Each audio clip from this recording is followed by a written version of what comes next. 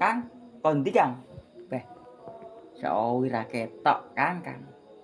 Lho, eleh renek lele mlaku-mlaku cangkruk gitu. Sampeyan ngono kuwi cerita-cerita mistis horor nopo ya duwe Kang?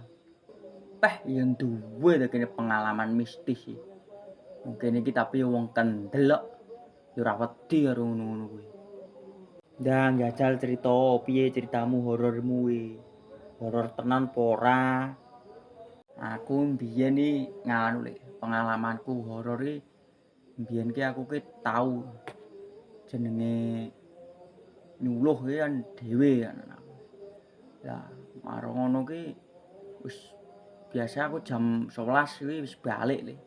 Lah aku saking ngolah iwake akeh, saking wis seneng kae. Iwake ra entek-entek tak terusne ngantek jam tengah 1. Lah jam tengah 1 kuwi nek ngono kuwi aku weruh jan nek wong wedok rambuté dawa. Ki ngguyu ngekek-ngekek. Iyuh, ngekek-ngekek. Terus sampean piye Kang? Blayu Kang sampean Kang? Ya ora to. Wong kene iki wong kendel kok mblayu. Ini wong kendel. Ini langsung semaput datangi sampai situ isu.